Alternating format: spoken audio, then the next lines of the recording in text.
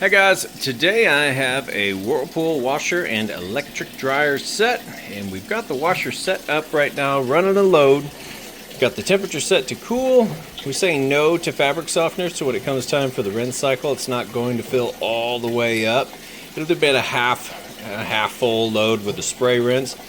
Water level we do have set to deep water wash, which I'll show you here in a second, and then I've just got it set to a normal cycle. So all your different cycles here, what this is going to designate is how aggressive the agitator is and how long the wash cycle is going to last once it switches over to wash. How long is it going to stay there? Well, that's kind of what this makes a difference on. Your water level is going to be determined here by this switch. So I have an extra one of these locking mechanisms. So I stick it right here. The machine thinks that the lid's locked and closed. So we can get a kind of a look here to see what's going on. As you can see, full water submersion by having that deep water wash switch flipped on. We got a two-part agitator, which are my favorite style agitators. Do a really good job getting things clean. Here in just a second, once it determines that it's got enough water, it'll switch over to agitating.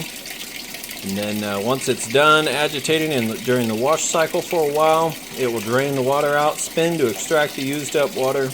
Then it'll fill back up, about, like I said, about halfway, agitate for a bit, drain with a spray rinse, and we'll be on to the final spin cycle.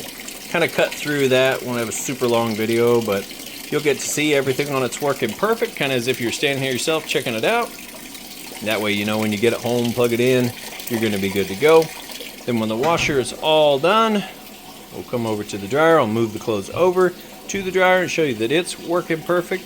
But now it says Amana here versus just the Whirlpool branding here, but they're actually the same exact machine.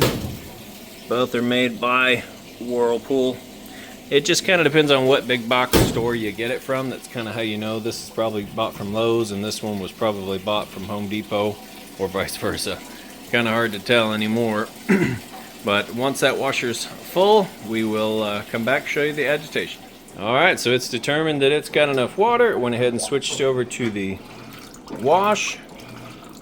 As you can see there, it's doing an excellent job vortexing, agitating those clothes down the middle, along all the fins on the bottom plate as well, then back up the sides, and it just kind of repeats that. The clothes agitate all on the fins and on themselves as well. Does a really good job getting everything clean. I use about a capful of bleach on my test loads here for my shop towels. Otherwise, this would be pretty sudsy, and also at home, the lid would be locked. You wouldn't be able to lift this up with the machine still running. So we'll let that move through the wash cycle and come back and show you the drain next.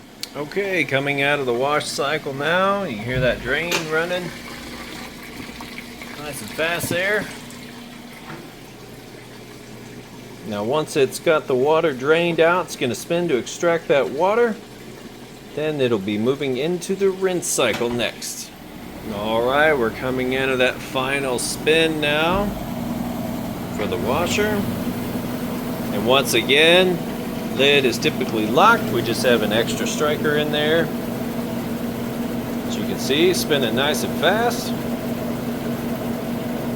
And from the outside, nice smooth operation. It's nice and quiet too. Alright, we'll let that finish up and then we'll move on over to the dryer. Alright, we've got the washer cleared out. And we move over to the electric dryer, which we've got on its high heat setting, time dry. So it's going to run that 60 minutes and shut off. You have a no heat, air dry, super delicate setting. Automatic dry with low heat and automatic dry with high heat. So 4 heat settings there. Here is where your lint trap is going to be. You want to make sure that gets cleaned out before each and every load. Super important to have clear air circulation, clear airflow, so that you get your clothes dry as fast as possible. I'm going to show you that it is in fact heating like it's supposed to. So it's about 75 degrees on top of the dryer. 72 on the concrete floor. We'll go ahead and open this up. You can see everything tumbling. Now, right inside the heating element tube there, it's going to be nice and hot. That hot air pumps out of that little opening there. circulates with the clothes, exits right there, which is where the lint trap is going to catch any additional lint. The air goes down and out the back of your dryer. It's also super important to make sure, especially if you're putting a new dryer in, if you're moving into a place, a rental or new house or whatever, you want to make sure that where that vent hose hooks up to the back of your dryer, that hose going all the way outside of whatever house you're in is clean and clear and has good airflow. Because if you have a restriction there, it can cause your dryer to take longer to dry. So essentially you want no restrictions and your clothes are going to get dry in 60 minutes or less, depending on how big the load is. So a little tip there for you: if you ever find that it takes 2 or 3 times of running your dryer to get it clean, if the restriction is not inside the dryer, it's going to be inside the actual hose that goes out wherever it goes out, outside of your house. So a little tip there, keep everything running nice and smooth. But these are good to go, so we'll get them listed up for sale. If you have any questions at all, feel free to reach out, and I do appreciate you taking the time to watch my video. Thanks. You guys have a great day.